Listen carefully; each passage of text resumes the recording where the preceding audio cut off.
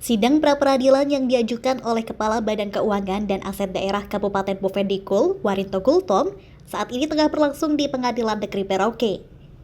Permohonan pra-peradilan ini diajukan untuk menguji sah atau tidaknya proses penetapan tersangka oleh Polres Bovendigul.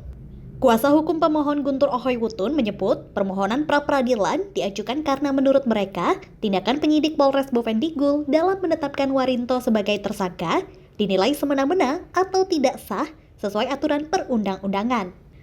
Kuasa hukum menyebut ada perkembangan hukum melalui putusan Mahkamah Konstitusi yang menjadi dasar pengajuan pra-peradilan. Dalam pra-peradilan ini, kuasa hukum menguji dua hal, yaitu kecukupan alat bukti serta proses pemeriksaan calon tersangka. Menurut mereka, penyidik semestinya memeriksa calon tersangka bukan hanya saksi, untuk memastikan objektivitas dalam proses hukum. Warinto Gultom ditetapkan sebagai tersangka dalam kasus dugaan tindak pidana korupsi. Namun, ia dikenakan pasal yang tercantum dalam Undang-Undang Informasi dan Transaksi Elektronik atau ITE, yaitu pasal 35 dan pasal 3 ayat 1.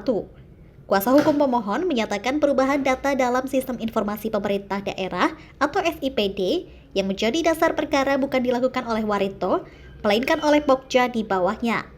Perubahan tersebut, menurut kuasa hukum, juga telah melalui berita acara yang melibatkan DPRD, Pansus, dan TAPD. Dengan tiga hal pokok, penggeledahan, penyitaan, dan penetapan tersangka. Ini yang kami mengajukan permohonan pra-peradilan karena menurut kami apa yang dilakukan upaya paksa yang dilakukan oleh pihak kepolisian dalam hal ini sebagai termohon Polres Bovendigul menurut penilaian kami adalah perbuatan yang sewenang-wenang dan perbuatan yang tindakan yang tidak sah sesuai dengan peraturan perundang-undangan. Klien kami ini sama sekali dia tidak melakukan apa-apa. Yang melakukan perubahan itu adalah bawahannya Pokja yang melakukan perubahan pada SIPD. Sementara itu, pihak Polres Bovendigul menyampaikan bahwa pra-peradilan adalah hak setiap warga negara sebagai bentuk kontrol terhadap kewenangan kepolisian. Kepolisian menyatakan akan menunggu putusan sidang dan siap mematuhi hasil yang diputuskan hakim. Duanya itu kan fungsi kontrol terhadap penyidik yang melakukan.